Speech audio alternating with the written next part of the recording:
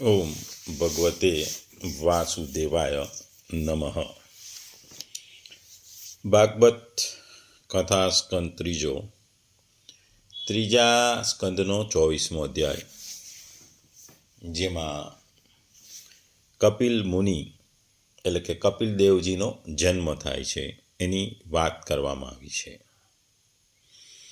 આપણે સનાતન ધર્મમાં માતા અને પુત્ર ની એક અતૂટ બંધન હોય છે, એક અતૂટ પ્રેમ ભાવના હોય છે. સનાતન ધર્મમાં જ એવું છે કે માતાને પહેલાં ગુરુ માને છે, પ્રથમ ગુરુ તરીકે માતાને માનવામાં આવે છે. આપણામાં કહેવત પણ છે કે માતૃદેવો ભવ અને પિતૃદેવો ભવ. માતૃને પણ ભગવાન માનવામાં આવે છે.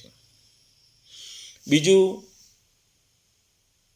આપણામાં પણ કહેવાયું છે, જનની જન્મભૂમિ સ્વર્ગાદપી ગરીયસી. એટલે માતા અને જન્મ એટલે આપણી જે ધરા છે એ સ્વર્ગથી પણ વધારે મહત્વની અને સુંદર છે.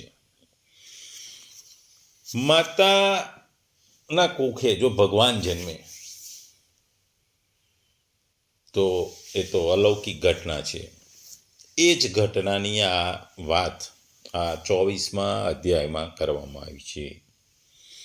આપણે ઇતિહાસમાં પણ જોયું છે અને આ હિન્દુ શાસ્ત્રોમાં પણ જોયું છે કે ભગવાન જ્યારે માતાના ત્યાંથી જન્મ લે છે ત્યારે કેટલું બધું અકલ્પ્ય વસ્તુ હોય છે.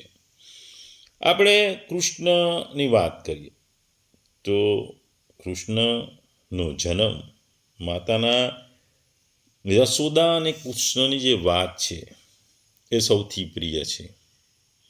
અને આ યશોદા અને કૃષ્ણની વાત આપણે ઘરે ઘરે સાંભળીએ છીએ, કારણ કે માતાના કુખે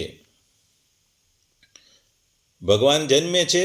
અને અહીં તો પાલનહાર માતા, પાલક માતા હોય છે, એને પણ માતાનું બિરુદ આપવામાં આવ્યું છે. યશોદાનો કાન, જશોદાનો કાન. એટલે માતા શબ્દ અને માતાનો શબ્દ આપણા સનાતનમાં ખૂબ જ સુંદર છે, એનું ખૂબ જ મહત્વ છે. માતાને એક સ્ત્રી તરીકે જ નહીં, બીજા બધા ધર્મોમાં માતાને સ્ત્રી તરીકે જ ગણવામાં આવે છે, જ્યારે આપણે ત્યાં માતાનું એક અલગ પદ છે. માતા ભગવાનની સમકક્ષ છે, ઘણી જગ્યાએ ભગવાનથી પણ વધારે માનવામાં આવી છે. અને માતાને એક અલગ જ આપણે શાસ્ત્રોમાં કહેવાય છે. આપણે ત્યાં દેવી તરીકે આપણે સ્ત્રીને પૂજીએ છીએ, એટલે માતા પણ એક દેવી જ ગણાય છે. બીજા બધા ધર્મોમાં આવી માન્યતાઓ બહુ ઓછી છે. સ્ત્રીને સ્ત્રી તરીકે જ ગણવામાં આવે છે બીજા ધર્મોમાં. એટલે જ બીજા ધર્મના લોકો આ આપણી જે દેવીઓની જે પૂજા છે એના ઉપર કટાક્ષ કરતા રહે છે. પણ સનાતન ધર્મ એક ધર્મ નથી, એક વિચારધારા છે, એક જીવન જીવવાની કળા છે. અને આ એક જ એવો ધર્મ છે કે એ સંસ્કૃતિ બહુ જૂની છે અને સાથે સાથે વૈજ્ઞાનિક વસ્તુઓ સાથે સંકળાયેલો છે. પાર્વતી અને ગણેશની બી વાત કરીએ. માતા પાર્વતી અને ગણેશનો સંબંધ પણ એક આદર્શ આજ્ઞાકારી પુત્રનો હતો. માતાની આજ્ઞા પાળવા માટે ગણેશજી સ્વયં મહાદેવનો પણ સામનો કર્યો હતો. એટલે કે પુત્ર માટે માતાની આજ્ઞા સર્વોપરી છે.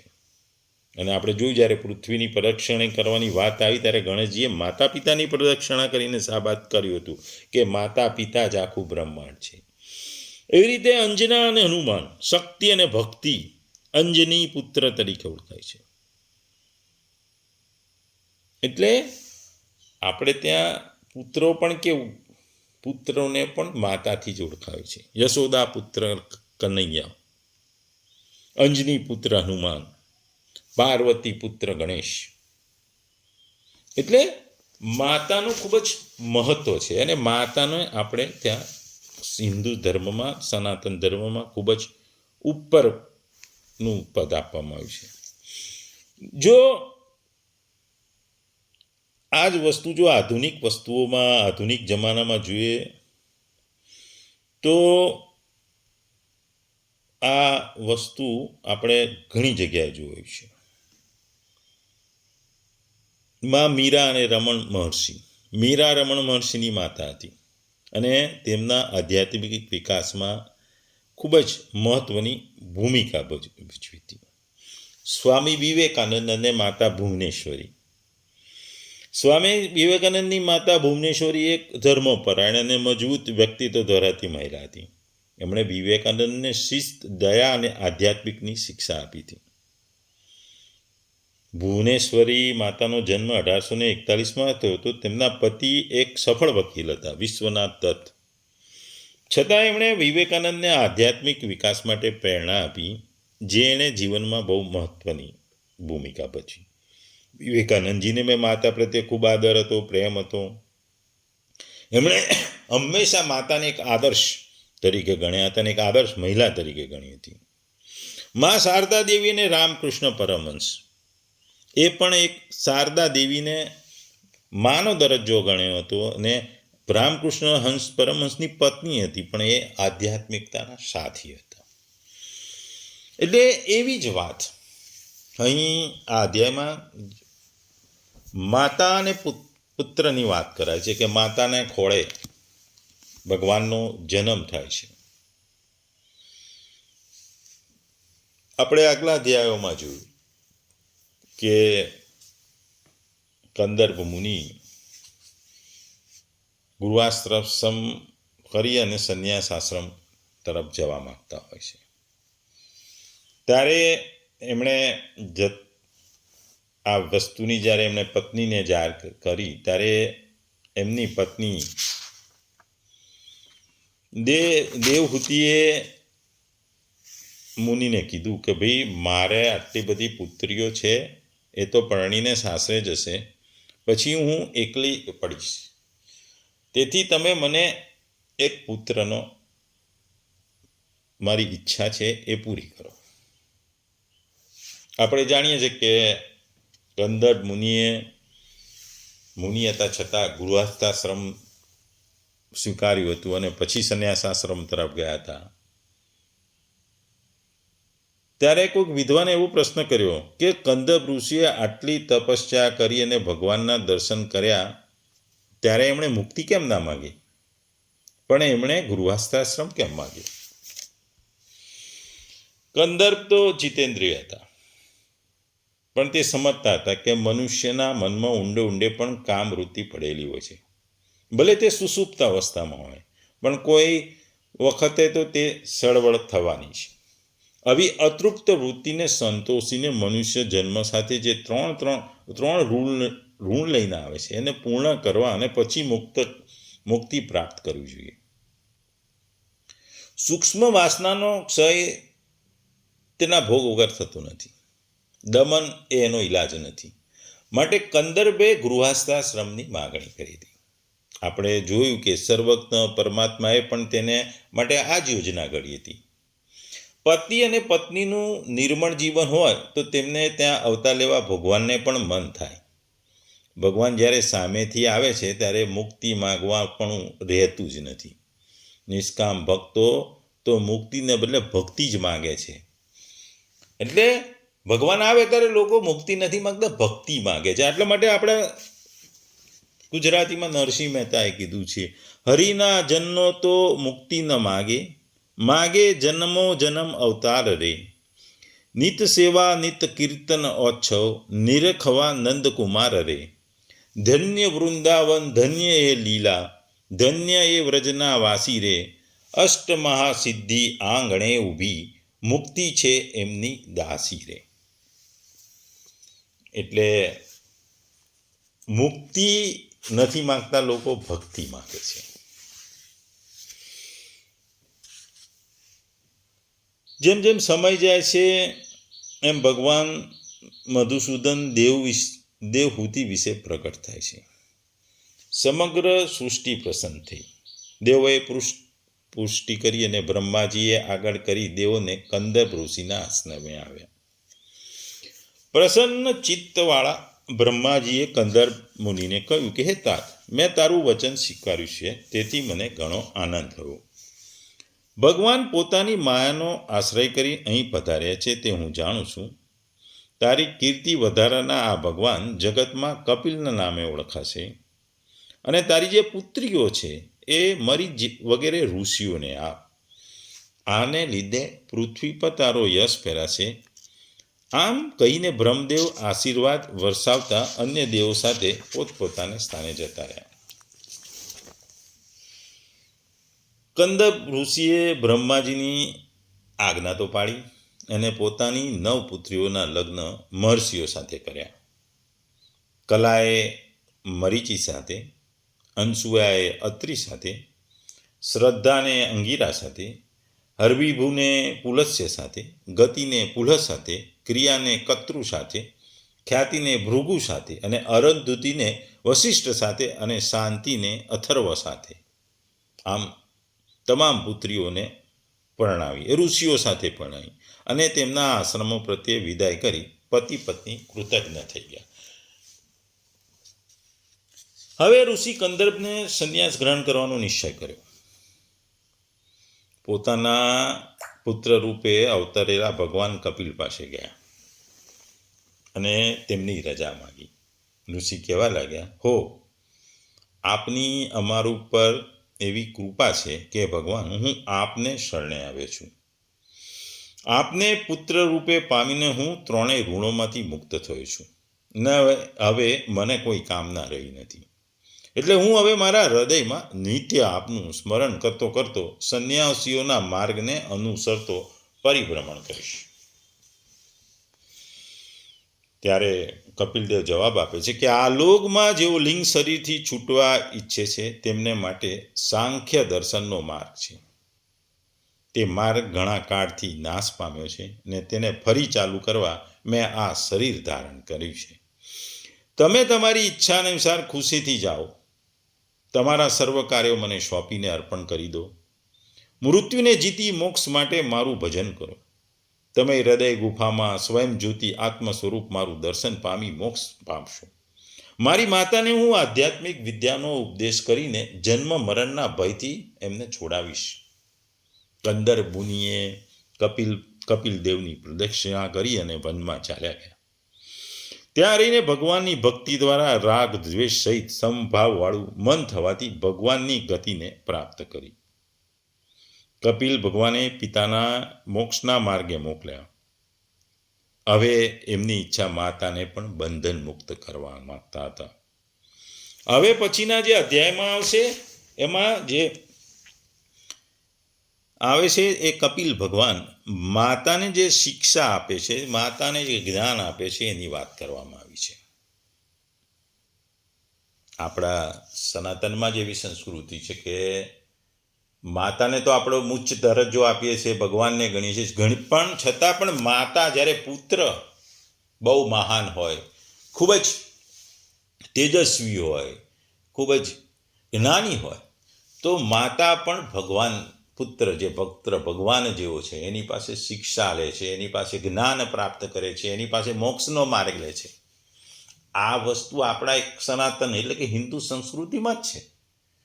કારણ કે બીજી બધી સંસ્કૃતિમાં માતા પિતા આગળ પુત્રનું કશું ના ચાલે, પણ અહીં તો પુત્ર જો ખૂબ જ હોય, હોશિયાર હોય, જ્ઞાની હોય, ત્રિકાળ જ્ઞાની હોય, તો માતા પણ એમના ચરણોમાં પડી અને જ્ઞાન પ્રાપ્ત કરે છે. આજના જમાનામાં આપણે જે સમાજ જીવનમાં આ વસ્તુનું આપણે ઉતારી શકતા નથી. આપણે જોઈએ છે કે આજના આપણા આ યુગમાં, કળયુગમાં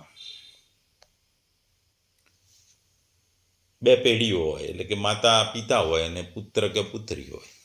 આ 2 પેઢી વચ્ચેનું અંતર એટલું બધું વધી ગયું છે કે એને લીધે આજે સમાજ જીવન અને ઘરનું જીવન છિન્ન ભિન્ન થઈ ગયું છે. છેલ્લા કેટલાય વર્ષોથી આપણે જોઈએ તો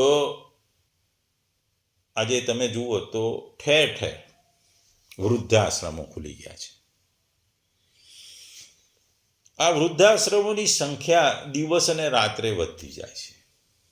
એનું મુખ્ય કારણ આ જ છે કે જે આપણી સંસ્કૃતિ છે એમાં માતા પિતાને પણ માન આપવું જોઈએ, અને પુત્ર ને પત્ની, જો પોતાના પુત્ર ને પત્ની પણ જો સારા અને હોશિયાર હોય તો માતા પિતાએ પણ એમને માન આપવું જોઈએ.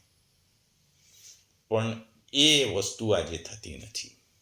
અહમ, ઈગોનો ટકરાવ થઈ જાય છે, અને આ ટકરાવને કારણે જે સામાજિક જીવનમાં જે ફેમિલી, જે કમ્બાઇન્ડ ફેમિલી હતી, સંયુક્ત કુટુંબની ભાવના ધીરે ધીરે તૂટી ગઈ છે. અને તમે જુઓ તો વૃદ્ધાશ્રમોની સંખ્યા દિવસ અને રાત્રે વધતી જાય છે. આમાં મુખ્ય કારણ પણ એ છે, ઘણી જગ્યાએ પિતા અને માતાનો પણ વાંક હોય ને કોઈક જગ્યાએ પુત્રને એની પત્નીનો પણ વાંક હોય છે. બધા સરખા નથી હોતા.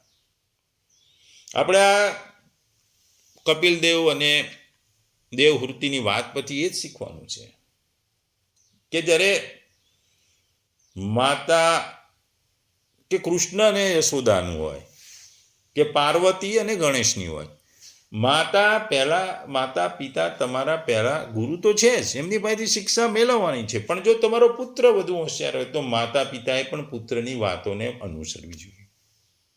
પણ એ જે બે પેઢીનું વચ્ચેનું અંતર એટલું બધું થઈ ગયું છે કે આ બે વચ્ચે સમન્વય નથી થતો, અને આ સમન્વયના અભાવે જે સંયુક્ત કુટુંબો છે ને તૂટી રહ્યા છે, તૂટતા જાય છે, વૃદ્ધાશ્રમો વધતા જાય છે.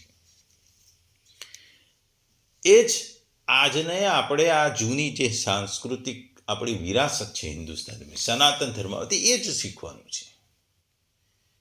કારણ કે ઘણી વખત ઘણા ઘર કુટુંબમાં એવું થાય છે કે માતા પિતા આખા દિવસ પુત્રને એની પત્નીને કે તું આમ કર, તું પેલું કર, આમ ના થાય, તેમ ના થાય, એટલે વાદ વિવાદો થાય છે. અને ઘણી વખત શું થાય કે પુત્ર અને પત્ની ભણેલા ગણેલા હોય, નવું સાહસ કરતા હોય, નવી વસ્તુ લેતા હોય, નવું વાહન લેતા હોય, નવું ઘર લેતા હોય, ત્યારે માતા પિતા તો આટલા બધા પૈસા ખર્ચવાની ક્યાં જરૂર છે? એ પણ પુત્રની જે આવડત છે એને અવગણીને સલાહ આપ કરતા હોય છે. સલાહ ક્યારે આપવાની હોય? સલાહ ક્યારે આપવાની હોય કે જ્યારે માર્ગથી ભટકતો હોય પુત્ર, ત્યારે સલાહ આપે. દરેક વસ્તુમાં તમે ઉંમરમાં મોટા છો એટલે સલાહ આપવાની કંઈ જરૂર નથી. અને આ જ વાદ વિવાદો, જે હમનો ટકરાવ છે, એણે જ આજે આપણે સંયુક્ત કુટુંબો તોડી નાખ્યા છે.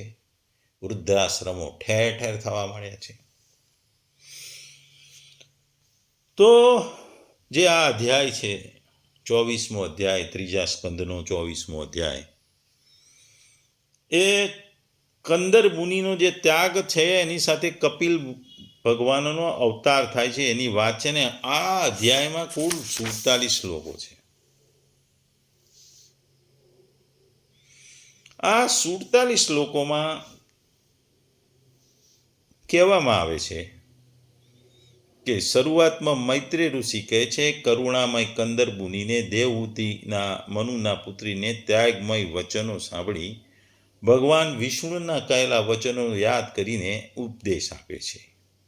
કંદર મુનિ કહે છે, એ રાજકુમારી, તું આત્માને આ પ્રમાણે દુર્દર્શ ન ગણાવી, અવિનાશી ભગવાન હરિ તારા ગર્ભમાં પ્રવેશ કરશે. કંદર્પ કહે છે, ભગવાન તમારા તપથી પ્રસન્ન થઈને મારું યશ વિસ્તારશે અને તમારા હૃદયના મોહનો ગ્રંથિને કાપશે. તમારા દ્વારા પૂજિત થયેલા શુક્લ ભગવાન મારું યશ વિસ્તારશે ને તમારા હૃદયના ગ્રંથિને કાપશે, જે બ્રહ્મભાવ કરનાર છે. ઘણા વર્ષો પછી ભગવાન કપિલ કંદર્પના શુક્રથી દેવહૂતિના ગર્ભમાં પ્રગટ થાય છે. જન્મ સાથે દિવ્ય ઉત્સવો થાય છે, પુષ્પવૃષ્ટિ થાય છે, દેવગાન વગેરે થાય છે. આ બધું જોઈને બ્રહ્માજી આવે છે. બ્રહ્માજી કહે છે, હે કંદર્પ, હું જાણું છું કે પરમાત્મા કપિલ રૂપે તમારા ઘરે આવ્યા છે, જે જીવોની ઈચ્છા પૂર્ણ કરનારા છે. પછી આગળ વાતચીતમાં બ્રહ્માજી કહે છે કે તમે તમારા તમામ પુત્રીઓને ઋષિમુનિઓ સાથે પરણાવો અને પછી તમારા પુત્રને તમે આજ્ઞા લઈ તમે સંન્યાસ આશ્રમ તરફ જઈ શકો છો. પછીના શ્લોકમાં કંદર્પ પોતાની 9 દીકરીઓને જે ઋષિઓ સાથે, કલાને મરીચી સાથે, અનસૂયાને અત્રિ સાથે, શ્રદ્ધાને અંગીરા સાથે, હવિભુવાને પુલસ્ત્ય સાથે, ગતિને પુલહ સાથે, ક્રિયાને કત્રુ સાથે, ખ્યાતિને ભૃગુ સાથે, અરુંધતીને વશિષ્ઠ અને શાંતિને અથર્વ સાથે, આ રીતે વિવાહો કરીને એમને વિદાય કરી અને યજ્ઞો કરી અને બધી જ વસ્તુઓનું જે કંદર્પ મુનિ પાલન કરે છે, જે ગૃહસ્થાશ્રમની જે એમની જવાબદારીઓ છે એમનું પાલન કરે છે. પછી કંદર્પ મુનિ સ્તુતિ કરે છે, હે પ્રભુ, તમારા ચરણ કમળો જ્ઞાની મુનિઓના ઉપાસનાના આધાર છે. તમે ઐશ્વર્ય, વૈરાગ્ય, યશ, જ્ઞાન, બળ અને શ્રીજીથી પરિપૂર્ણ છો. હું તમારા શરણે આવું છું. ભગવાન કપિલ કહે છે કે મારો અવતાર સાંખ્ય દર્શનના પ્રસાર માટે થયો છે, જે મુક્તિ માટે એક મહત્વની વસ્તુ છે. હું દેવતીને પણ, મારી માતાને પણ આનું જ્ઞાન આપીશ. દ્વેષ અને કામથી મુક્ત થઈ સમદર્શી બની કંદર્પ મુનિ ભક્તિથી મોક્ષ તરફ ગયા. આ રીતે આ અધ્યાય ગૃહસ્થ જીવનની જવાબદારીઓ પૂરી કરી ત્યાગ અને ભક્તિ દ્વારા મોક્ષ પ્રાપ્તિનું આદર્શ બતાવવામાં આવ્યું છે. અહીંયા આગળના અધ્યાયોમાં આપણે જોઈશું તો કપિલ મુનિ અને દેવહૂતિના જે સંવાદો છે જે સાંખ્ય યોગ તરફ લઈ જાય છે.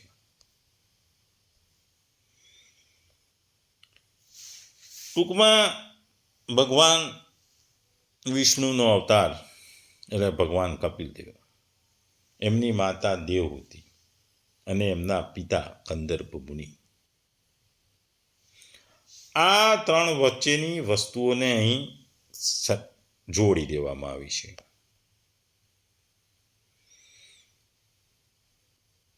અહીં જોવા જઈએ તો ઘણું બધું જાણવા જેવું છે. આ અધ્યાય મુખ્ય 3 વસ્તુઓમાં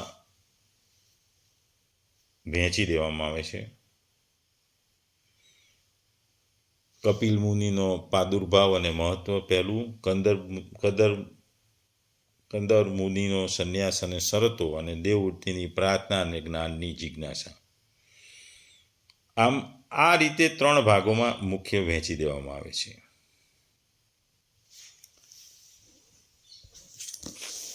કંદર્પ મુનિ સંન્યાસ આશ્રમ તરફ જાય છે અને કપિલદેવનો જે જન્મ થાય છે એની વાતને અહીં વાગોળવામાં આવી છે. ભગવાનની ભક્તિમાં દરેકને આનંદ મળે છે અને આ આનંદ, ભક્તિનો આનંદ એ ખૂબ જ મહત્વનો હોય છે. આપણે જોયું છે કે ધ્રુવ અને પ્રહલાદની ભક્તિ એ કેટલી જોરદાર હતી, કેટલી મહત્વ હતી. રાજા જનક અને એમનું કર્તવ્ય પાલન, ભરત મહારાજ અને એમની ત્યાગની પરિષ્ઠા, આ 3 વસ્તુ જે રાજા જનકનું કર્તવ્ય પાલન, ભરત મહારાજની ત્યાગની અને ધ્રુવ અને પ્રહલાદની ભક્તિ, આ 3 વસ્તુઓ આ અધ્યાય સાથે સંકળાયેલા હોય છે. કારણ કે અહીં કંદર્પ મુનિ પોતાનું કર્તવ્ય પાલન કરે છે. જે ગૃહસ્થાશ્રમમાં જે એમણે ભોગવ્યું એનું જે કર્તવ્ય પાલન હતું, જેમ રાજા જનક વિદેહી તરીકે તેમણે રાજા હોવા છતાં એ એનાથી દૂર રહ્યા હતા અને સંસારમાં રહીને કેવી રીતે મુક્તિ પડી અને એમને પોતાની જે જવાબદારીઓ હતો એ કેવી રીતે નિભાવી હતી, એવી જ વાત અહીં કરવામાં આવી છે. કારણ કે કંદર્પ મુનિએ બી ગૃહસ્થાશ્રમમાં પ્રવેશ્યા, એમની પત્નીની ઈચ્છાઓ પૂરી કરી, 9 દીકરીઓ થઈ, પછી એક દીકરા તરીકે ભગવાન કપિલદેવ ખુદ જન્મ થયો. આ એમની જવાબદારી હતી. એમાંથી 9 પુત્રીઓને જ એમણે પરણાવી. એમની જે ગૃહસ્થાશ્રમની જે જવાબદારીઓ જે રાજા જનકે પૂરી કરી એવી રીતે એમણે બી પૂરી કરી. તમામ પુત્રીઓને પરણાવી એમને, અને એ બી બ્રહ્માના આદેશ મુજબ જુદા જુદા ઋષિ મુનિઓ, મહાન ઋષિઓની અને પછી એમણે જે સંન્યાસ આશ્રમ તરફ જવાની ઈચ્છા હતી, સંન્યાસ આશ્રમ એટલે ભગવાનની ભક્તિ કરવાની ઈચ્છા હતી, એટલે એમણે આ બધાનો ત્યાગ કરવાનો હતો. જે રાજા ભરત, જેના પરથી આ ભારત નામ પડ્યું છે, એમણે યુવાનીમાં રાજ્યનો ત્યાગ કર્યો હતો. એમને જીવનમાં હરણ પ્રત્યે મોહ થયો અને એ ત્યાગની ધારણા કરી ગયા છતાં એમણે ફરીથી હરણ પ્રત્યે જે મોહ જાગ્યો એમને કારણે એમને પુનઃજન્મ લેવો પડ્યો. એટલે ત્યાગ તો કર્યો પણ એ છતાં આસક્તિથી બંધાયેલા રહ્યા. જ્યારે અહીં કંદર મુનિ તમામ વસ્તુનો ત્યાગ કરી સંન્યાસ આશ્રમ તરફ જવા માંગે છે, અને એ બી ક્યારે? એ એમના પુત્ર કપિલ દેવજાઈ પાસે જઈને આજ્ઞા માંગે છે. વસ્તુ જુઓ, પિતા પુત્ર પાસે સંન્યાસ આશ્રમ તરફ જવાની આજ્ઞા માંગે છે, કારણ કે એમણે એમની જવાબદારીઓ તો નિભાવી. હવે એમ કે છે કે હું મારી જવાબદારીઓ પૂર્ણ કરી ચૂક્યો છું પુત્ર, હવે તારે આ તારી માતાને સાચવવાની છે, એટલે હું તારી રજા લઈને હું જંગલમાં જઉં છું સંન્યાસ આશ્રમ તરફ.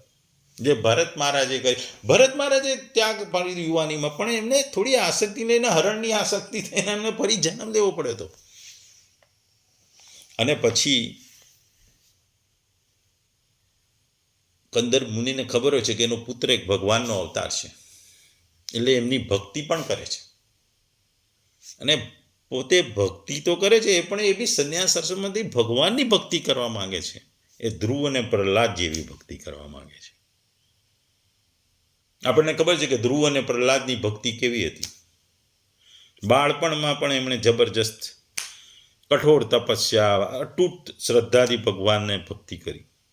એવી જ ભક્તિ કંદર મુનિ કરી અને મોક્ષ પ્રાપ્ત કરવા માંગે છે. અને એ બી ક્યારે? એ બધી જવાબદારીઓ પૂર્ણ કરીને. ભગવાને રચેલી જે માયા છે, સૃષ્ટિ છે, એના આદેશો અનુસાર. કોઈ જગ્યાએ એમણે પોતે પોતાના નિર્ણય લઈને નથી ગયા. એક વસ્તુ સમજો કે કંદર મુનિએ ભગવાનની આધાર મુજબ ગૃહાશ્રમ સ્વીકાર્યો, ગૃહાશ્રમની શરતો પણ પૂરી કરી, એને નિભાવી, અને પછી પણ જ્યારે સંન્યાસ આશ્રમ થયા ત્યારે એમણે જાતે નિર્ણય નહીં લીધો. એને જતા પહેલા પોતાના પુત્ર પાસે આજ્ઞા માંગી.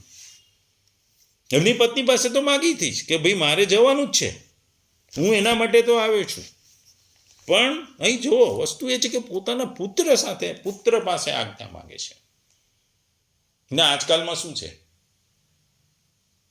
પિતા માતાને ઘરડા ઘરમાં જવા માટે પુત્ર પાસે આજ્ઞા માંગવી પડે છે. આ જુઓ, આ કળિયુગની નિશાની. ઘરડા ઘરમાં જવા માટે આજ્ઞા લેવી પડે છે, અને ઘણી વાર તો આજ્ઞા લીધા વગર જ ઘરમાંથી ઘર બહાર છોડીને ઘરડા ઘરમાં જતા રહે છે. આ જ કળિયુગની એક નિશાની છે. અહીં સંન્યાસ આશ્રમમાં જવા માટે પુત્ર પાસે આજ્ઞા માંગે છે. એ જ મહત્વની વસ્તુ છે કે પુત્રની આજ્ઞા લે છે. પિતા જેવો, જે કંદર મુનિ જેવો મહાન મુનિ, એ પણ પોતાના પુત્ર પાસે આજ્ઞા માંગે છે. આપણે તો સમાજમાં જોતા હોઈએ છીએ કે પુત્ર આજ્ઞાકારી હોય છે, અહીં તો પિતા પુત્રની આજ્ઞા લે છે. આપણે હંમેશા કેવું હોય કે આ પુત્ર પિતાની આજ્ઞા લઈને ધંધો કરે, બિઝનેસ કરે, આગળ કરે, લગ્ન કરે, પણ અહીં જુઓ સંન્યાસ આશ્રમ, જે સંસારનો ત્યાગ કરવાનો છે, એના માટે પુત્રની આજ્ઞા. એટલે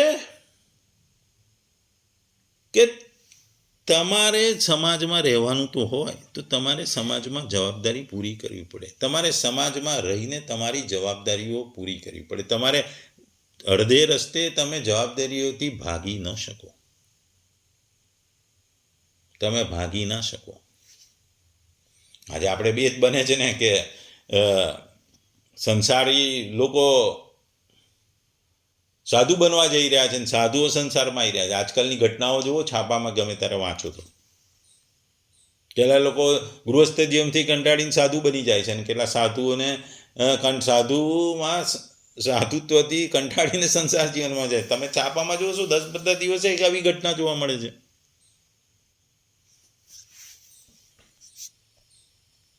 એટલે આ બધી ઘટનાઓ ગમે ત્યારે બને છે, પણ આ ઘટનાઓ તમારે સમજવાની છે. આ 3 પાત્રો છે, કપિલ દેવ ભગવાનનો અવતાર, એમના માતા પિતા, આ 3 પાત્રોમાંથી આપણે ઘણું બધું જીવનમાં શીખવાનું છે. તમે તમારી જિંદગીમાં જન્મ લીધા પછી મૃત્યુ સુધી તમને જે જવાબદારીઓ છે એ પરિપૂર્ણ કરવાની હોય છે. કોઈ પણ કામ હોય એ તમારે પરિપૂર્ણ કર્યા પછી જ તમે આગળ વધી શકો. તમારે ડૉક્ટર થવું હોય તો 12મું પાસ થઈને MBBSમાં એડમિશન સીધા ડૉક્ટર બનાતું નથી. સ્ટેપ બાય સ્ટેપ જવું પડે છે. કોઈ પણ વસ્તુમાં તમારે પગથિયા, નિશાની પર પગથિયા પહેલું, બીજું, ત્રીજું ચડ્યા પછી ઉપર પહોંચો છો. સીધા ઉપર નથી જવાતું. એટલે જીવનમાં પણ તમારા જુદા જુદા જે આપણા 4 આશ્રમ વ્યવસ્થા છે એ દરેકમાં સ્ટેપ બાય સ્ટેપ જવાય છે. પહેલામાંથી સીધા છેલ્લામાં જવાતું જ નથી, કારણ કે એ બહુ અઘરું છે અને શક્ય જ નથી. કારણ કે અહીં અને જ્યારે તમે કોઈ પણ જગ્યાએ જાઓ, કોઈ પણ વસ્તુમાં કરો તો તમારે આજ્ઞા લેવી પડે. આજ્ઞા વગર તમે જે જવાબદારીઓમાંથી છૂટીને ભાગવા માંગતા હોય તો તમારે જેની જવાબદારી હોય એની આજ્ઞા લેવી પડે. તમે ક્લાસરૂમમાં ભણતા હોય ત્યારે ક્લાસમાંથી બહાર જવું તો શિક્ષકની આજ્ઞા લેતા હોય છે કે ભાઈ શિક્ષક, હું 5 મિનિટ બહાર જઉં છું. કોઈ પણ ફેક્ટરી હોય કે સંસ્થા હોય, એમાં તમે કર્મચારી કામ કરતો હોય, એને વહેલા બહાર જવું હોય કે રજા પાડવી હોય તો એણે એના બોસની આજ્ઞા લેવી પડે છે. અને આજ્ઞા મળે પછી જ તમે જઈ શકો. કોઈ પણ જગ્યાએ તમે ધંધો કરતા, નોકરી કરતા હોય, કોઈ પણ સરકારી કર્મચારી હો, તમે તમારા ઉપરના અધિકારીની તમારે પરમિશન લેવી પડે છે.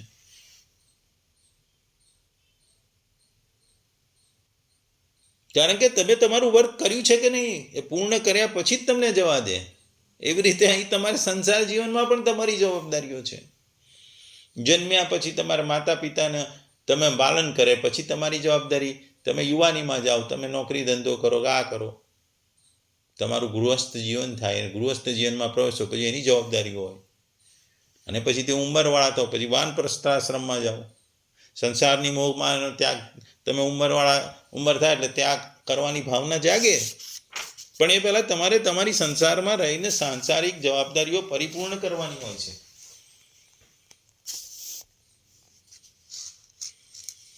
એટલે આ અધ્યાયમાં જે 47 શ્લોકોની જો વાત કરીએ તો 47 શ્લોકોમાં કહેવાનો મતલબ એ છે કે કંદર્પજી દેવહૂતિને કહે છે કે ભાઈ તારા ગર્ભમાં ભગવાન જન્મશે પછી જ હું સંસારનો ત્યાગ કરીશ, હું સંન્યાસ આશ્રમ જઈશ. અને એવી વાત સાચી પણ પડે છે. દેવહૂતિના ગર્ભમાંથી ભગવાનનો જન્મ થાય છે. જેમ આપણે જોઈએ છે કે કાષ્ટમાંથી અગ્નિ પ્રગટે એમ ભગવાનનો જન્મ થાય છે. ને એ વખતે આકાશમાં વાદળો ગરજે છે, ગર્જનાઓ કરે છે, વાજા વાગે છે, ગંધર્વો ગાન, અપ્સરાઓ આનંદ થાય છે, આકાશમાંથી દેવતાઓ પુષ્પ વરસાવે છે, આમ આનંદ થઈ જાય છે. પછી આ ભગવાનનો જન્મ જોઈ બ્રહ્માજી પણ ત્યાં આવે છે. બ્રહ્માજી પણ ભગવાનના દર્શન કરવા આવે છે. ત્યારે બ્રહ્માજી કંદર્પ મુનિને કહે છે કે તમે તમારી પુત્રીઓના લગ્ન કરાવી દો. અને એ પણ કોની જોડે? ઋષિ મુનિઓ જોડે. અને ભગવાનના દર્શન કરીને બ્રહ્માજી કંદર્પ મુનિને આજ્ઞા આપીને જતા રહે છે. અને પછી એ લગ્ન નવપુત્રીના કરાઈ કંદર્પજી બધી સાંસારિક જવાબદારી કરી અને પછી સંન્યાસાશ્રમ તરફ જાય છે. અને સંન્યાસાશ્રમ જતા ત્યારે છેલ્લે પહેલાં એ એમની પત્નીની તો ઈચ્છાને પહેલાં કીધેલું જ હતું, પણ હવે એમના જે પુત્ર જન્મેલો હોય છે એની પણ આજ્ઞા લે છે. પુત્ર કોણ? નાનો મોટો નહીં, એક કપિલ દેવ, જે ભગવાનનો અવતાર ગણવામાં આવે છે. અને ભગવાન પણ એમ ભગવાન પુત્રે પણ પિતાને આજ્ઞા આપે છે કે ભાઈ તમે જાઓ તમારી માતા જે છે, તમારી પત્ની એ મારી જે માતા છે એની જવાબદારી માની છે, એને પણ હું મોક્ષ, તમને તો મોક્ષ મળી જશો સંન્યાસમાં, હું પણ મારી માતાને મારા સાંખ્ય યોગના વચનોથી હું એને મોક્ષ તરફ લઈ જઈશ. એટલે આ અધ્યાય આપણને ઘણું બધું શીખવાડી જાય છે, ઘણું બધું કહી જાય છે, અને એ જાણવું અને સમજવું ખૂબ જ જરૂરી છે.